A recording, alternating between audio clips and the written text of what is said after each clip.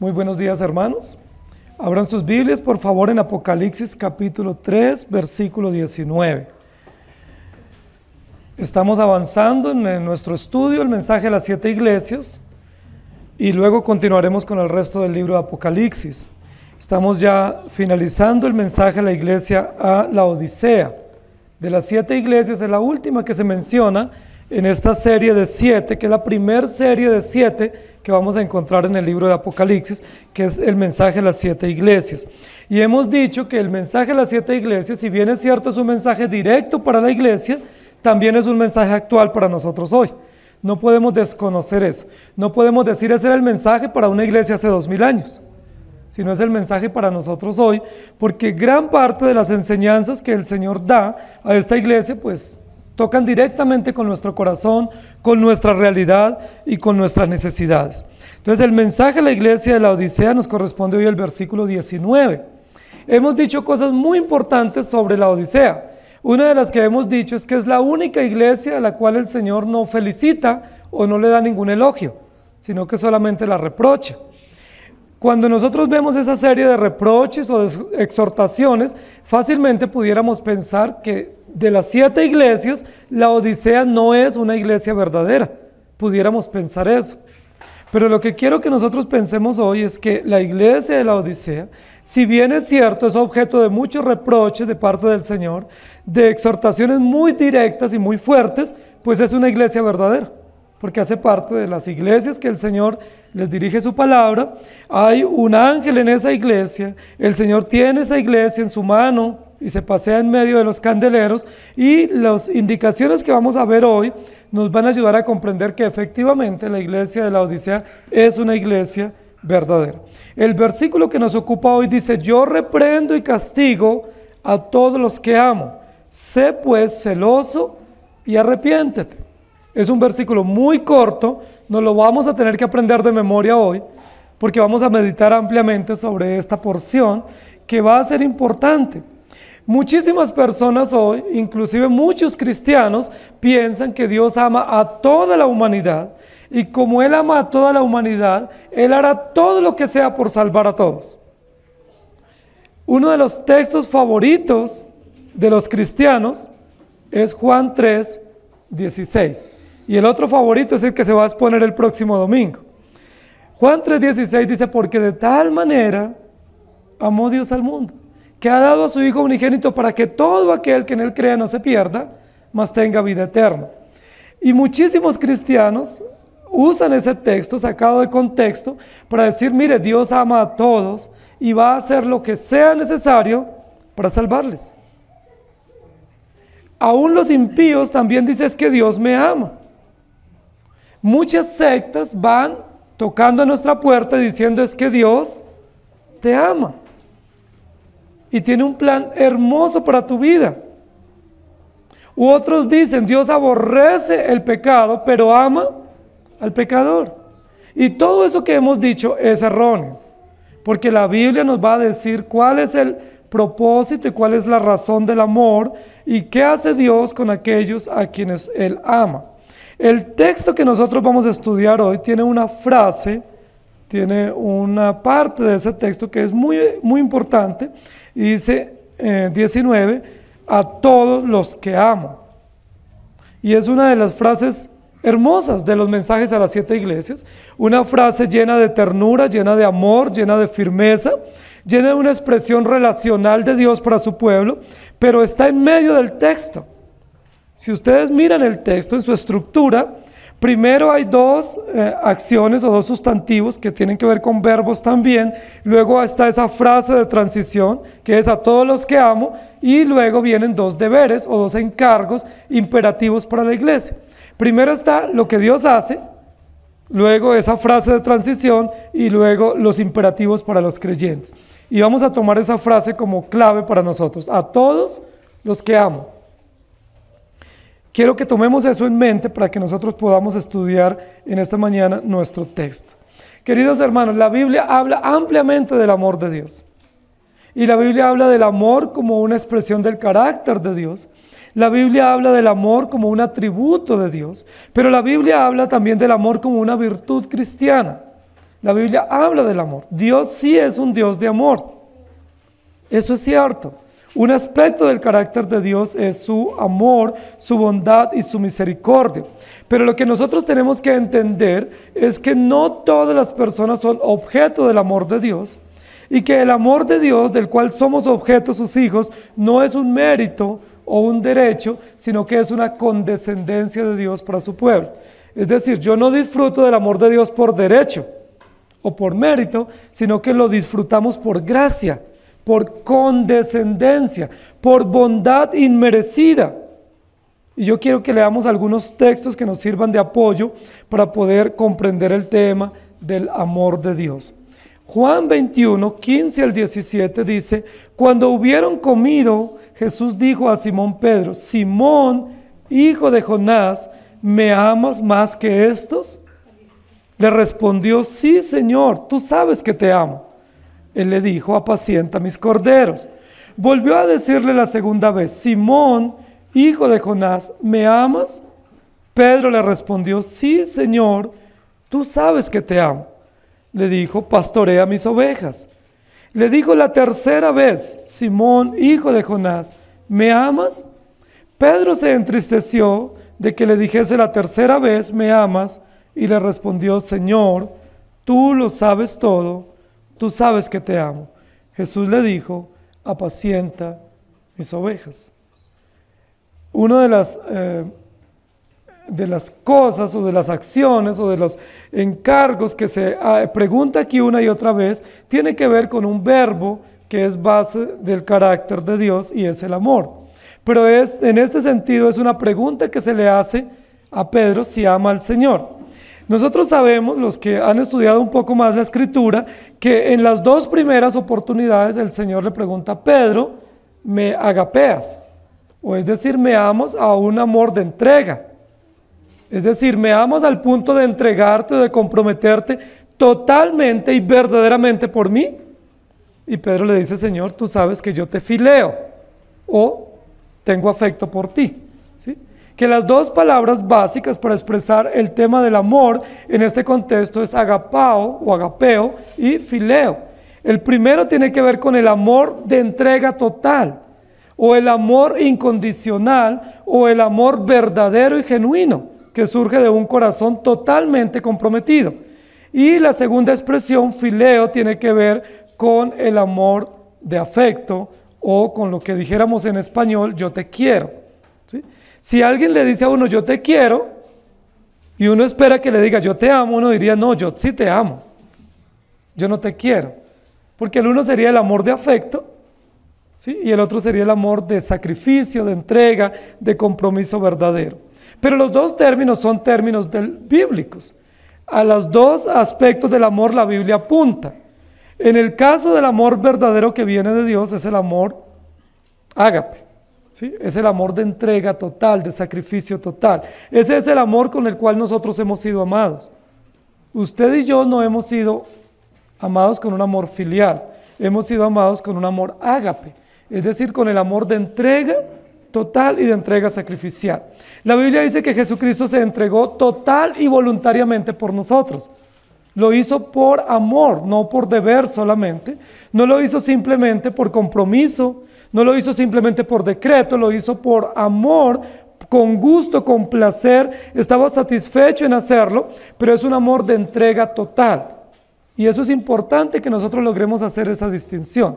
Pero nosotros no logramos amar al Señor con ese amor de entrega total. Nosotros podemos amar por la gracia de Dios con un amor que implica un compromiso de fidelidad, un compromiso de obediencia, pero no un compromiso de entrega total. ¿Por qué? Porque nosotros somos pecadores y porque nuestro amor es muy imperfecto. Por lo menos si logramos amar a Dios con el amor filial, ese amor también viene de Dios, que es el amor filial, que es el amor de compromiso, el amor de obediencia y el amor que implica dedicación. Pero el Señor nos pone aquí en la perspectiva correcta. Cuando el Señor le pregunta a Pedro: Pedro, ¿me agapeas? Y Pedro le dice: Señor, yo te fileo. ¿Qué es lo que se pone en perspectiva?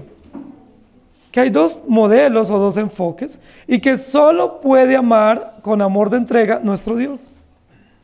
Solo Jesucristo nos puede amar con un amor de entrega total y perfecta, porque Él es Dios. Nosotros a veces decimos, no, yo estoy dispuesto a dar mi vida, pero no es cierto. Nosotros no estamos dispuestos ni a dar la vida ni siquiera por los que más amamos, mucho menos por nuestro Dios. Nosotros sí, gracias a Dios, estamos dispuestos a entregarnos, a esforzarnos, a sacrificarnos un poco, pero no dispuestos a dar nuestra vida. Ahora, tampoco Dios demanda que demos nuestra vida, porque ya Jesucristo dio su vida por nosotros, hizo un solo sacrificio, perfecto y suficiente, pero Dios demanda que nosotros le amemos al punto de vivir para Él.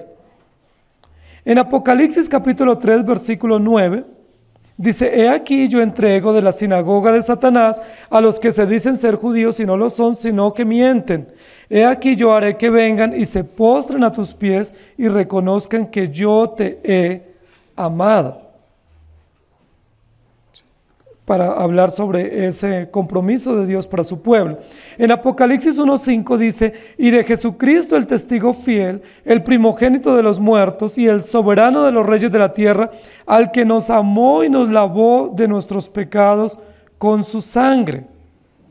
Ahí está usando la palabra del amor filial de Dios para nosotros, al que nos amó y nos lavó. Y Apocalipsis 2:4 dice, pero tengo contra ti que has dejado tu primer amor, que es el amor filial. Apocalipsis 2:19 dice, yo conozco tus obras y amor y fe y servicio y tu paciencia y que tus obras postreras son más que las primeras.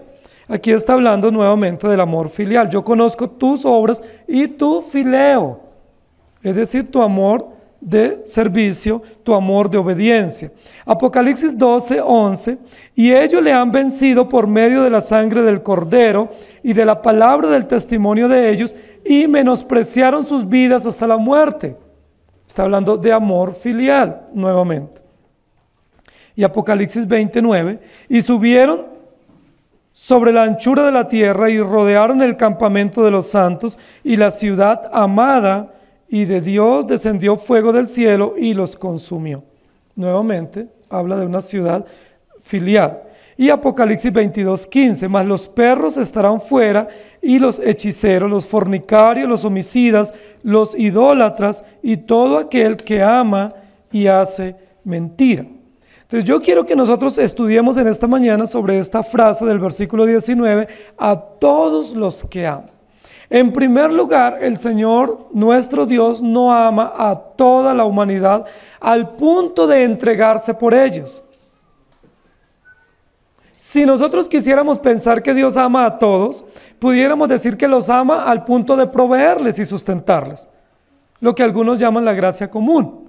En ese sentido, Dios ama a toda la humanidad, porque sustenta toda su creación, sustenta a todos, hace salir el sol sobre buenos y malos, provee trabajo para justos e injustos, y si eso yo lo tomo como amor, eso es una acción legítima de providencia de Dios, de bondad de Dios, y toda la humanidad somos beneficiarios de esas acciones providentes de Dios, incluso los animales, incluso las plantas, se benefician de ese cuidado bondadoso de Dios o de ese cuidado providencial de Dios.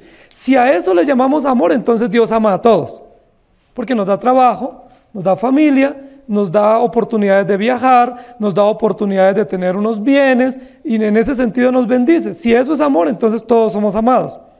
Pero si nosotros entendemos que amor de Dios tiene que ver con entrega sacrificial, es decir, con ágape, con amor ágape o con agapao, amor verdadero, el Señor no ama a todos, sino solamente ama a aquellos por los cuales murió y derramó su sangre. Y esa es una buena distinción que debemos hacer. Si estamos hablando del amor sacrificial que implica o que conlleva redención o que implica justificación, el Señor solo ama a su pueblo y solo murió para salvar a sus hijos y darles vida eterna. Si hubiese muerto por todos, Él estaría en la obligación de salvar absolutamente a todos. Y el hecho de que no pudiese salvar a todos significaría que su redención o su sacrificio no es eficaz, que solamente es una posibilidad pero que no es eficaz, que Él solamente derramó su sangre para todos con la posibilidad de que sean salvos, pero no todos van a ser salvos. Es decir, se desperdició o se perdió gran parte del sacrificio de Cristo porque no todos serán salvos. Entonces, cuando la Biblia dice aquí a todos los que amo, no está hablando de toda la humanidad, o no está hablando de todos los que deciden aceptar a Jesucristo, sino exclusivamente está hablando de los creyentes. Y en este contexto de la iglesia de la Odisea es importante, porque si habla de amor a una iglesia en especial, específicamente a una iglesia que está siendo exhortada y reprendida con dureza, lo que nos da a entender claramente es que el Señor ama a los creyentes de la Odisea. El Señor manda 7 mensajes. Yo no sé si ustedes han llevado el estudio, pero el Señor solamente dice a 2 de esas iglesias que los ama, de las 7. Espero que ya recuerden cuáles son esas 2. Una es la Odisea y la otra es Filadelfia. Solo habla de 2 iglesias de 7 que los ama. La pregunta es, ¿luego no ama a todas? Claro que las ama. Ama a todas las iglesias porque son su pueblo. Él se presenta como Dios verdadero y salvador para esas iglesias, pero hay razones evidentes por las cuales de manera específica ratifica o manifiesta su amor perfecto y sacrificial por estas 2 iglesias. La iglesia de Filadelfia, porque es la expresión del amor genuino de los creyentes, y la iglesia de la Odisea, porque es una iglesia donde va a reprochar fuertemente, pero nos va a mostrar en este texto cuál es la razón del reproche de Dios, cuál es el fundamento o la base para el reproche, y ese fundamento es a todos los que amo, o porque los amo, los voy a reprochar. Entonces, decir que la iglesia de la Odisea no es una iglesia verdadera es un error, es un desacierto. Porque lo que tenemos que decir es una iglesia con grandes necesidades, es una iglesia con muchos pecados, es una iglesia tibia, es una iglesia adormecida, pero es una iglesia llamada por el Señor para cumplir su propósito. Y eso nos comienza a dar esperanza a nosotros. Porque si bien es cierto, hay censuras, esas censuras son evidencia del amor perfecto de Dios para nosotros. Yo quiero que mencionemos en esta mañana 3 aspectos que van a estar presentes aquí en este versículo del mensaje de la iglesia a la Odisea. El primer aspecto que yo quiero que mencionemos es el aspecto de la disciplina. Y ese aspecto de la disciplina lo vamos a contrarrestar con el aspecto común de los derechos. Es decir, la disciplina es opuesta al concepto de los derechos. Algunos dicen que la Odisea significa la voz del pueblo, o que la Odisea significa los derechos del pueblo. Algunos se atreven a decir, probablemente sí sea cierto, y si eso es cierto nos va a servir como guía para nosotros trabajar este punto. Y es si la Odisea significa los derechos del pueblo, o el pueblo tiene voz y voto y tiene derechos y deben ser escuchados y atendidos, eso nos pone en la perspectiva de que en la Odisea no solamente los ciudadanos, sino los creyentes habían incorporado ese principio de que ellos tenían derechos y que esos derechos debían ser respetados y debían ser atendidos. Y cuando nosotros pensamos de esa manera, estamos negando el concepto de la disciplina. Porque cuando yo creo que tengo méritos y que tengo derechos, niego o me opongo a la reprensión, porque se deben anteponer mis derechos. Nosotros vivimos lamentablemente, queridos hermanos, en una sociedad que se llama así una sociedad de derecho. Vivimos en un país que se reconoce como un país de derecho. ¿Y eso qué significa? Que cada uno tiene derechos y que cada uno puede defender o luchar para que esos derechos se cumplan. Pero es básicamente lo que estaba pasando en la Odisea. Si los creyentes decimos que vivimos en una iglesia donde se nos tienen que reconocer nuestros derechos, donde tenemos derechos inalienables, inherentes y que deben ser defendidos y protegidos y que debemos luchar para que así sea, nosotros estaríamos en contra de un principio bíblico, de un principio cristiano, es el principio de la reprensión. ¿Usted qué opina como padre? Si usted va a corregir a su hijo y hay mérito para corregirlo, pero cuando lo va a corregir su hijo le dice, no papi o mami, yo tengo derechos. Y un derecho que yo tengo es a llamar al 123 y poner en conocimiento que usted me está disciplinando físicamente. ¿Cómo nos sentiríamos como padres? Papi, sí, yo obré mal, pero yo tengo derecho. Espere, le explico por qué obré mal. Y obré por esto y por esto, de tal manera que los padres terminamos debiéndole a nuestros hijos. ¿Sí me hago entender la contradicción? Si nosotros decimos que defendemos nuestros derechos, negamos automáticamente el principio bíblico de la disciplina. Porque la disciplina se fundamenta en el carácter de Dios, de poder gobernarnos, de amarnos a tal punto de corregirnos. La primera parte del texto, que es una parte muy fuerte, muy categórica, supremamente contundente, dice: yo reprendo y castigo. Y si ustedes se dan cuenta, ese pronombre personal singular aparece en el versículo 15. Yo conozco tus obras. Es decir, yo conozco y hago el diagnóstico acertado, y como yo solamente puedo conocer el corazón, y como yo solamente puedo hacer el diagnóstico, entonces yo reprendo y castigo. Es muy importante eso, porque ahí no dice Dios reprenda y castiga. Ahí dice yo, refiriéndose al Señor, reprendo y castigo. Y esas dos palabras juntas tienen que ver con la disciplina, con la reprensión, con la exhortación, con la amonestación, con la confrontación. Y evidentemente nos muestran dos cosas. La disciplina muestra dos cosas básicas, queridos hermanos. Primero, muestra que somos pecadores, porque necesitamos ser corregidos.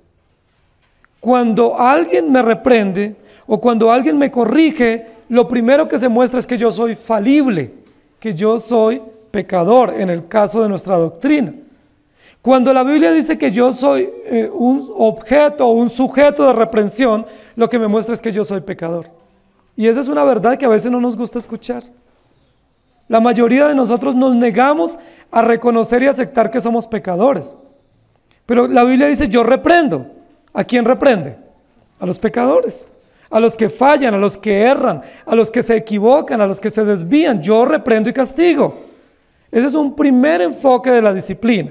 La disciplina es un buen medio de Dios para mostrarnos que somos pecadores, que somos débiles, que necesitamos ser orientados, que necesitamos ser corregidos, que necesitamos ser vueltos al camino. Pero ¿qué más muestra la disciplina? Con relación al carácter nuestro muestra que somos pecadores, y con relación al carácter del que disciplina muestra su amor, su justicia, su perfección. Y luego nos va a poner en perspectiva el texto al decir: yo reprendo y castigo a todos los que amo. Miren qué cosa tan extraordinaria esto, queridos hermanos.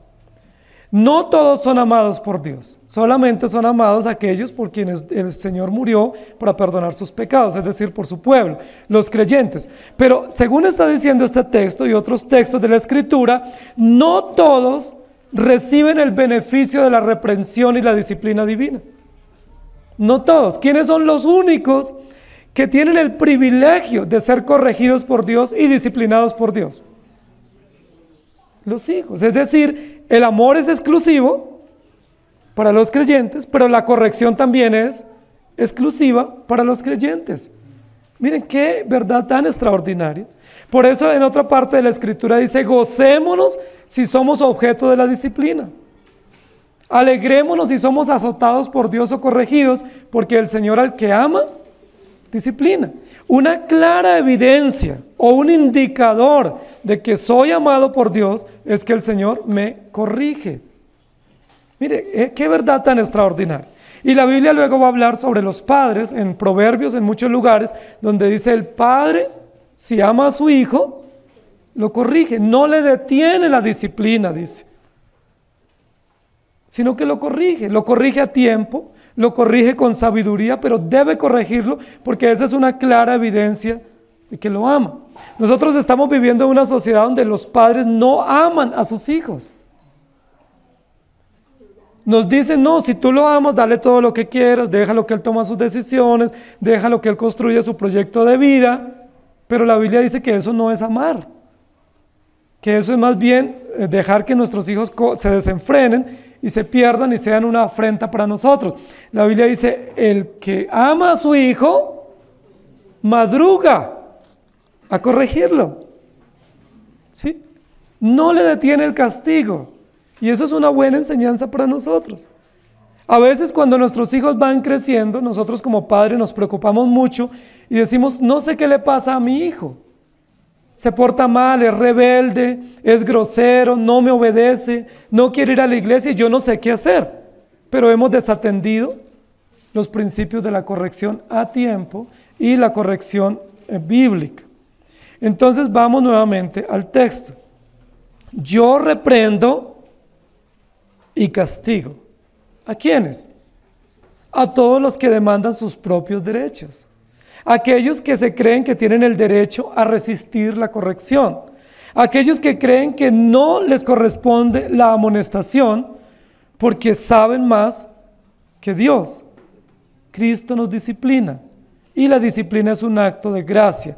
Debemos alegrarnos y gozarnos de que Dios se tome la molestia de corregirnos, de disciplinarnos, porque Dios muestra su amor condescendiente al disciplinarnos.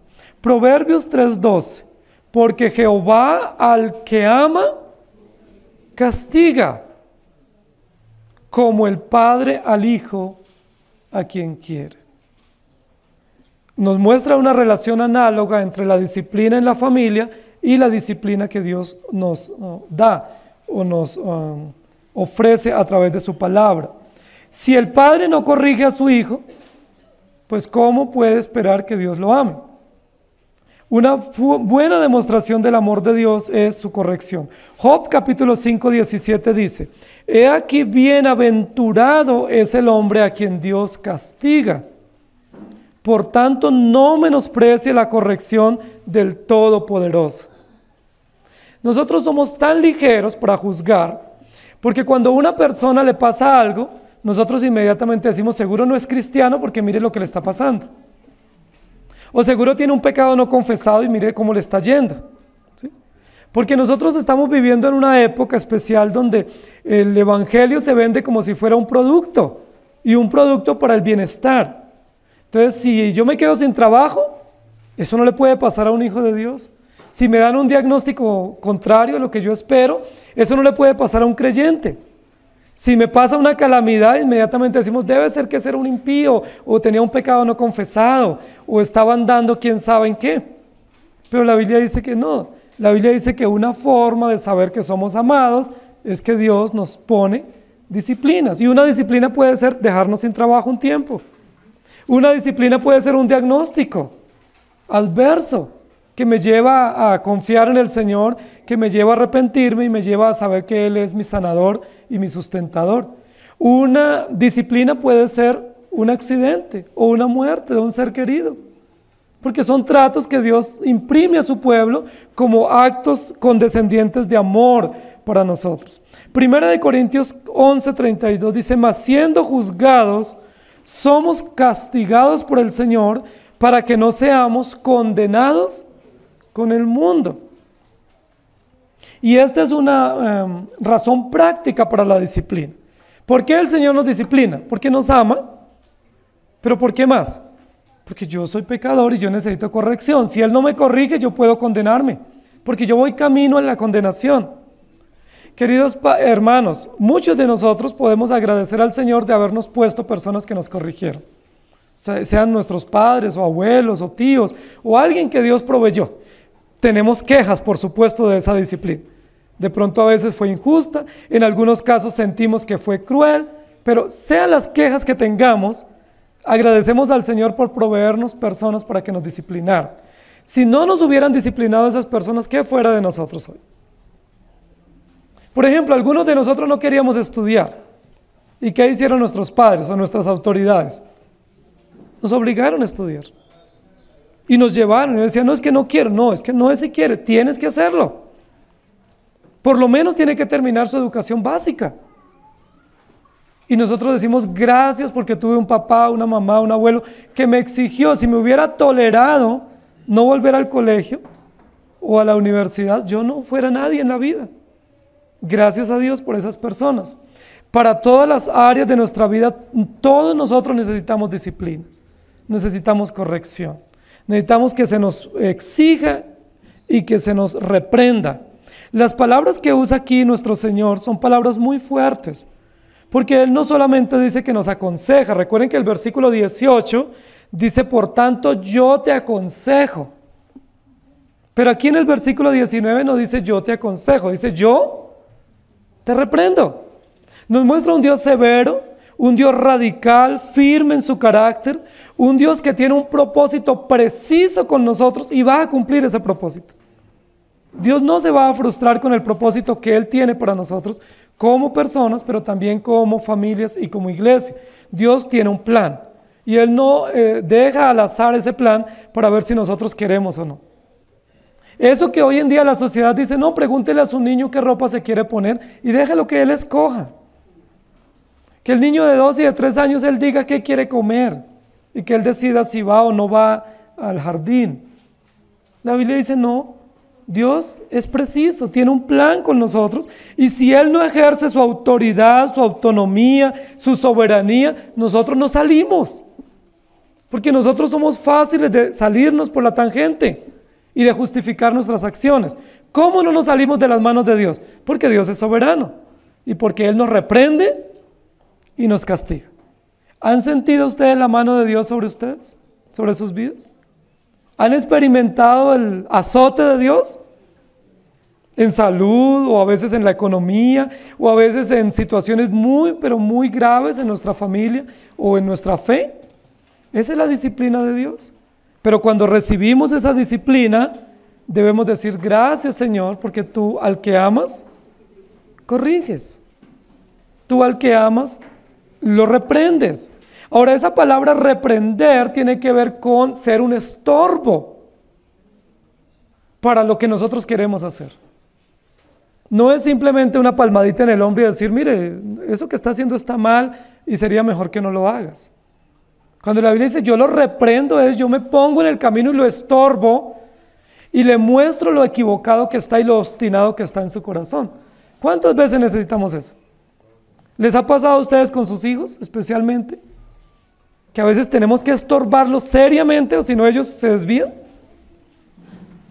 Porque ellos justifican sus amistades, justifican sus actividades, justifican todo, lo justifican con muchísima facilidad. ¿Qué tenemos que hacer como padres?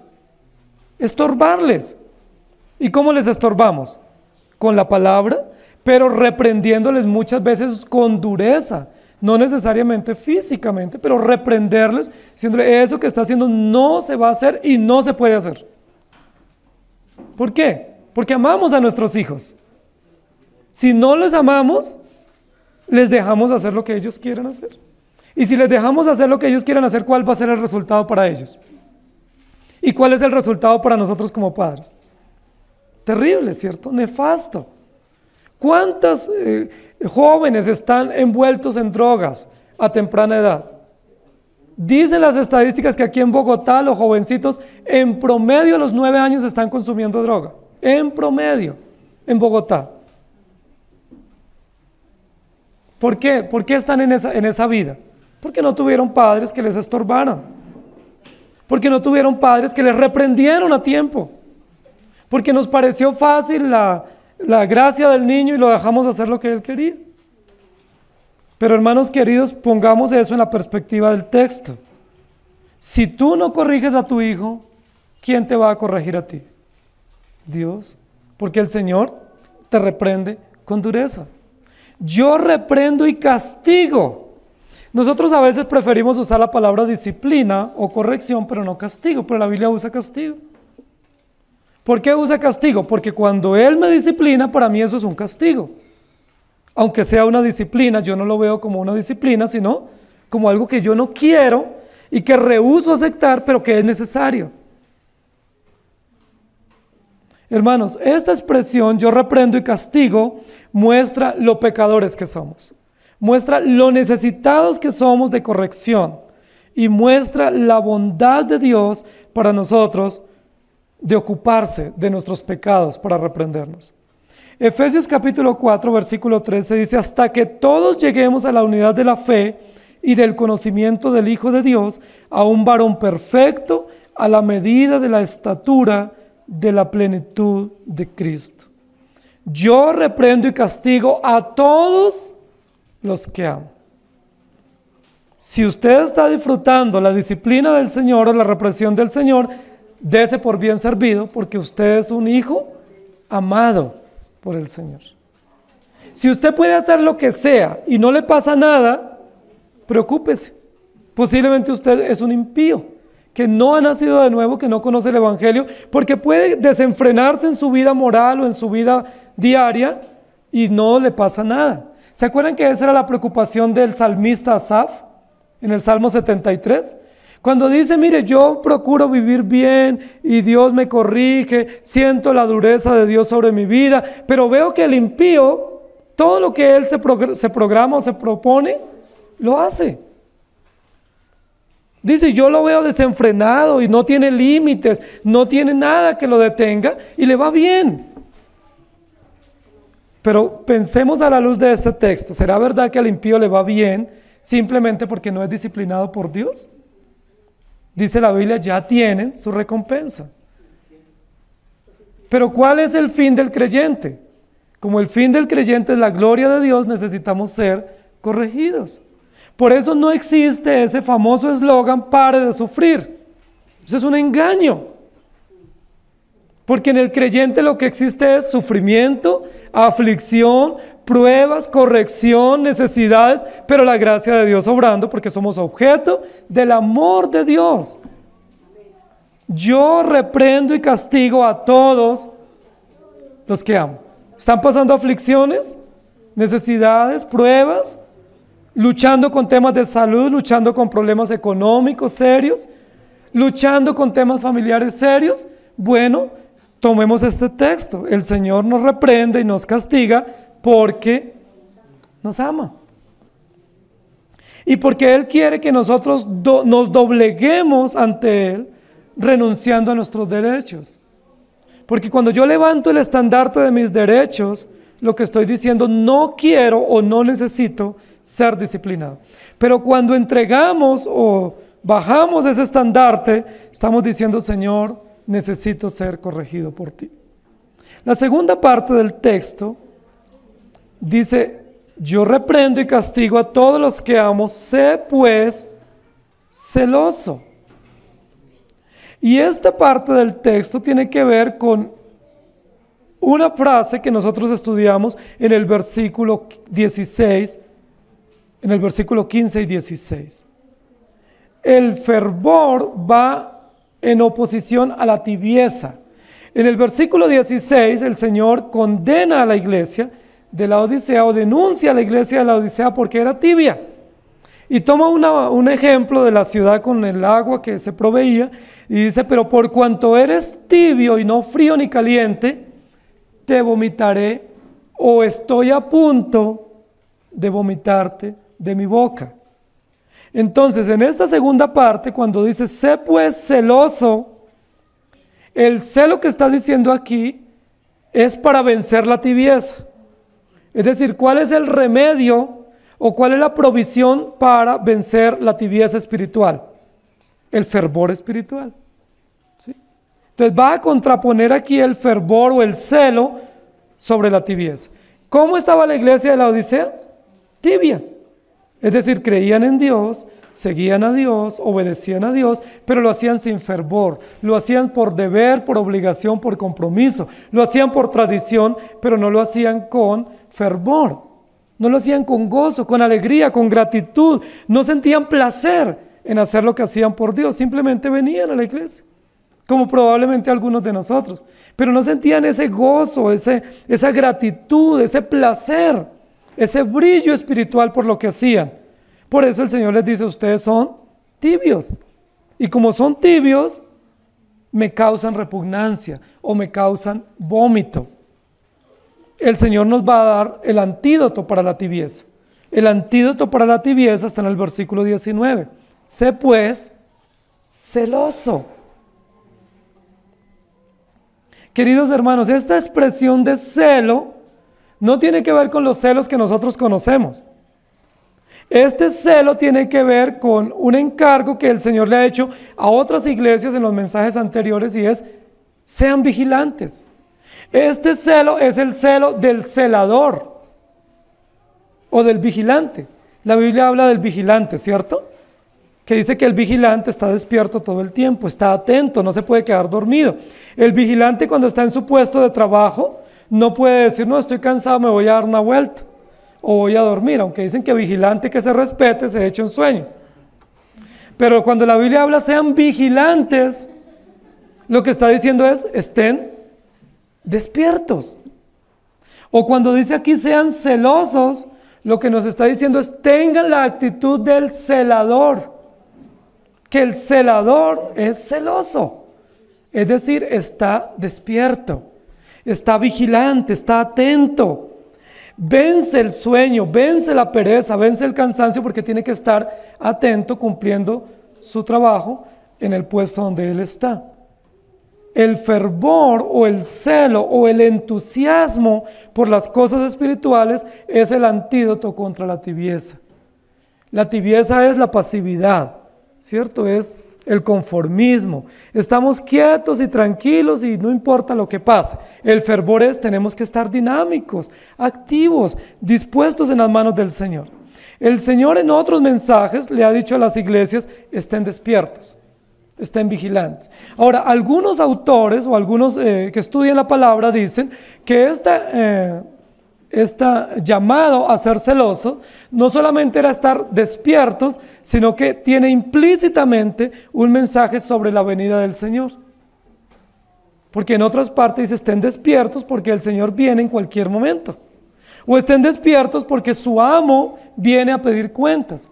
Hay algunos que trabajan en vigilancia que están sometidos a periódicas visitas de los supervisores, precisamente para llamarle la atención y decirle: no se quede dormido, lo estamos vigilando. Este texto está diciendo: estén celosos o despiertos, porque en cualquier momento viene nuestro Dios. Y que el Señor no nos encuentre dormidos, que no nos encuentre quietos, conformistas, cómodos con nuestra vida espiritual, sino fervorosos. Ahora, cuando el texto está diciendo acá que ellos sean celosos porque eran tibios, Dios no está diciendo que los tibios no van a ser salvos, porque la iglesia de la Odisea iba a ser salva, porque es amada por el Señor. Pero ¿qué pasa con el tibio cuando vaya al cielo? O sea, cuando él tenga que presentar o exponerse al escrutinio de Dios sobre sus obras, sobre su compromiso, su fervor, su gratitud por el Señor, ¿él qué va a poder decir? Recuerda que la Biblia dice que hay algunos que se salvarán como por fuego, es decir, como casi como que no se salvarán. Ahora, la salvación es de Dios, no es por obras. La Biblia no está diciendo que obremos para ser salvos, porque la salvación es de Dios. Pero una vez somos salvos, ¿qué hacen los creyentes? Obramos. Yo no puedo decir: yo tengo una doctrina correcta, yo tengo una fe buena, yo creo que el Señor ya me salvó y no hago nada. Porque el Señor dice: yo conozco tus obras y eres pasivo. Si aún los que tienen errores en su doctrina o las sectas son tan activos en sus deberes, ¿cuánto más nosotros? Sé pues celoso, es decir, fervoroso, es decir, vigoroso, dispuesto, atento a las cosas del Señor. Y yo creo que ese es un llamado para nosotros aquí como iglesia, queridos hermanos, porque como iglesia probablemente podemos estar muy cómodos con la doctrina y podemos pescar los errores de la doctrina a leguas. Y es probable que por el sistema de doctrina nuestro, nosotros pensemos que estamos muy bien. Pero ¿qué nos dice el Señor? Sé celoso. Es decir, sé como un celador, despierto, vigilante, firme, con fervor espiritual, con pasión espiritual, con disposición espiritual para las cosas de Dios. No es suficiente creer. Es necesario que esa fe sea una fe viva, una fe vigorosa, una fe caliente, usando la metáfora del versículo 16. Por cuanto no eres frío ni caliente, sino tibio o pasivo, entonces, ¿cómo debe ser nuestra fe? Caliente, vigorosa, comprometida, entusiasta. Por eso el Salmo 100 dice que entremos por los atrios con acción de gracias, con regocijo. Y esa es una buena pregunta. Cuando tú te levantas para ir a tu trabajo, ¿vas con acción de gracias? Porque eso testifica de tu fe. ¿Te levantas diciendo, gracias a Dios tengo un día de trabajo y voy feliz a mi trabajo? ¿O estás diciendo, qué pereza ir a mi trabajo? Qué cosa tan difícil volver a ese colegio o al estudio. Nuestros hijos se levantan con alegría, van con gozo, leen la Biblia, oran y salen a sus colegios con alegría, ¿o no? ¿Y qué decir de cuando venimos a la iglesia? Cuando nos levantamos, venimos gozosos porque es el día del Señor. Anoche una de mis hijas oraba y decía, Señor, mañana es el mejor día de la semana, que podamos estar con alegría. Y eso lo decía Chayel, la niña de 4 años. ¿Entendemos nosotros que hoy es el día del Señor y que venimos con acción de gracias? ¿O decimos, qué pereza, el único día que tengo para dormir? Porque eso muestra nuestra temperatura espiritual. Si tú te levantas diciendo, qué pereza, esa es tu temperatura. No eres frío ni caliente, sino que eres tibio. Esa es una acción práctica para saber qué temperatura tenemos. Pero si Dios por gracia te permite levantarte con alegría para ir al trabajo, con alegría para ir al estudio, con alegría para venir a la iglesia, usted dice, qué emoción, hoy me encuentro con mis hermanos, voy a adorar a mi Señor, esa es tu temperatura. Caliente, fervoroso, entusiasta, agradecido porque Dios nos ha bendecido en gran manera y porque tenemos un solo día en la semana. Qué lástima que sea solo un día, ¿no? Para adorar públicamente, para agradar a nuestro Dios, para adorarle. Solo un día y en la mañana. Pero bueno, hagámoslo con alegría. El fervor vence la tibieza espiritual. La disciplina vence los derechos de la cosmovisión humanista, porque el Señor obra en nuestros corazones. Y yo quiero leer con ustedes Hebreos 12, 5 al 11. Y habéis ya olvidado la exhortación que como a hijos se os dirige diciendo, Hijo mío, no menosprecies la disciplina del Señor, ni desmayes cuando eres reprendido por Él, porque el Señor al que ama, disciplina y azota a todo el que recibe por hijo. Si soportáis la disciplina, Dios os trata como a hijos. Porque ¿qué hijo es aquel a quien el Padre no disciplina? Pero si se os deja sin disciplina, de la cual todos han sido participantes, entonces sois bastardos y no hijos. Por otra parte, tuvimos a nuestros padres terrenales que nos disciplinaban y los venerábamos. ¿Por qué no obedeceremos mucho mejor al Padre de los Espíritus y viviremos? Y aquellos ciertamente por pocos días nos disciplinaban como a ellos les parecía, pero para lo que nos es provechoso, para que participemos de su santidad. Es verdad que ninguna disciplina al presente parece ser causa de gozo, sino de tristeza, pero después da fruto apacible de justicia a los que en ella han sido ejercitados. ¿Saben qué verdad importante dice acá? Todos necesitamos disciplina. Nosotros admiramos al apóstol Pablo, pero la Biblia dice que Dios lo disciplinó. ¿Por qué? Porque fue amado por Dios. Nosotros admiramos al rey David, al salmista David, pero la Biblia dice que Dios lo disciplinó. ¿Por qué? Porque también necesitó disciplina por su pecado y fue objeto del amor de Dios. Dios disciplinó a Abraham, el padre de la fe. A Adán, a todos los ha disciplinado. ¿Crees tú que no necesitas disciplina? También la necesitamos, porque somos pecadores y de igual manera es una manifestación de la gracia del Señor. Y luego en Proverbios 13:22 dice, el bueno dejará herederos a los hijos de sus hijos, pero la riqueza del pecador está guardada para el justo. La Biblia dice que la herencia que le dejamos a nuestros hijos es la sabiduría que viene de Dios. Y esa herencia es preciosa.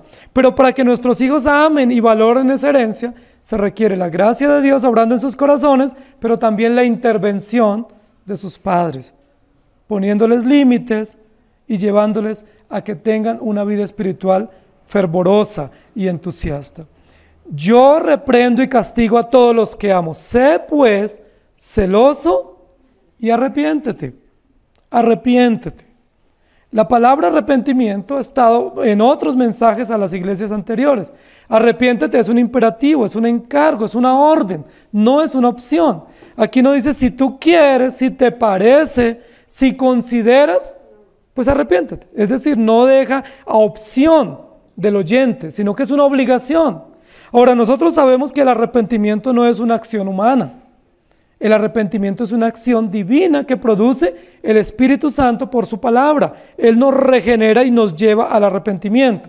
Cuando aquí dice arrepiéntete, no está diciendo que yo decido si me salvo o no, o que yo opto por arrepentirme. Lo que está diciendo es que Dios debe producir en nosotros una convicción que entendamos que necesitamos de Dios y necesitamos confesar nuestros pecados. Aunque el arrepentimiento yo no lo produzco, sino que lo produce el Espíritu, el Señor debe producir en nosotros conciencia de nuestra necesidad y conciencia de nuestra pecaminosidad, para que no nos neguemos al deber y a la obligación del arrepentimiento. Pero quiero hablar en este momento de algo muy importante, pecaminoso que hacían los laodicenses. Los laodicenses tenían un valor civil o un valor social al cual se rendían con mucha facilidad, y era el valor de la moderación. Y ese valor de la moderación es un valor que nosotros tenemos también socialmente, ¿cierto? ¿Qué dice ese valor de la moderación? Es decir, ni tan lejos ni tan cerca, ¿cierto? ¿Sí? No sea ni tan apasionado ni tan pasivo, sea término medio. ¿Sí? Ese es un valor social que nosotros tenemos, y en la Odisea crecía ese valor. Por eso el Señor les dice, ni son fríos ni son calientes, son término medio. ¿Sí? Es decir, están entre dos aguas, de tal manera que son bien o se pueden llevar bien con todos. ¿Sí? Y ese es un valor social que muchos de nosotros hemos abrazado. Y es, yo sí soy cristiano, pero yo no quiero llevarme mal con el incrédulo, entonces, ni con el creyente firme, entonces yo soy término medio, ¿cierto? Yo trato de llevarme bien con todos, no soy ni frío ni soy caliente, yo no soy ni muy cercano ni muy lejano, pero soy. Ese valor de la moderación, que es un valor social, no es un valor cristiano, es un valor social, es un valor contemporáneo, es un valor de cosmovisión humanista. Ese valor es ni te vayas a la izquierda ni a la derecha, váyate por el centro. ¿Sí? De tal manera que no desagrades a nadie. Eso va en contravía de un principio bíblico, y es el principio del compromiso, el principio de la radicalidad, que esos sí son principios bíblicos. La Biblia no nos dice que seamos moderados, nos dice que seamos radicales. ¿Estamos de acuerdo? La Biblia no nos dice que tratemos de agradar a todos. La Biblia nos dice que seamos contundentes, que tengamos criterio. Pero muchas veces nuestra fe y nuestra doctrina es tan moderada, es decir, tan complaciente, que nosotros queremos llevarnos bien con todos y no desentonar en ningún lugar. Ustedes saben el famoso cristiano camaleón, ¿no? Que se adapta a cualquier circunstancia o que se mimetiza en cualquier color y pasa desapercibido. Muchos de nosotros procuramos hacer eso porque nosotros queremos llevarnos bien con todos. Saben, hermanos, nos falta tanto criterio para las cosas. Nos falta tanta radicalidad en nuestra fe. Nos falta tanta firmeza y autenticidad para decir yo soy cristiano y temo a Dios. Y esto es lo que creo. Porque no toda la doctrina es bíblica. Hay mucha doctrina que muchas personas creen y no es bíblica. Nosotros necesitamos radicalidad. Por ejemplo, nosotros creemos que las mujeres en nuestras iglesias no deben ejercer autoridad. Somos radicales en ello. No podemos ser moderados. ¿Por qué? Porque la moderación sería decir, pues de pronto sí, o en algunas ocasiones, o o esperemos, o voy a ver, o tal vez, quizás, y termino siendo como Cantinflas, que ni para allá ni para acá, ¿sí? Muchos de nosotros tenemos ese tipo de argumentos, ¿sí? No somos categóricos en la fe, no somos radicales y a eso se debe nuestra tibieza también. Procuramos llevarnos bien con todos y fracasamos en nuestra fe. La Biblia dice que Dios demanda de nosotros no moderación, sino compromiso, radicalidad, firmeza. Cuando a los discípulos se les dijo, no prediquen más en el nombre de Jesús, porque si no los torturamos, ¿ustedes recuerdan la opción de ellos? Ellos no dijeron, bueno, sí, vamos a hacer, pero moderadamente. Vamos a seguir evangelizando con mucho cuidado y con prudencia.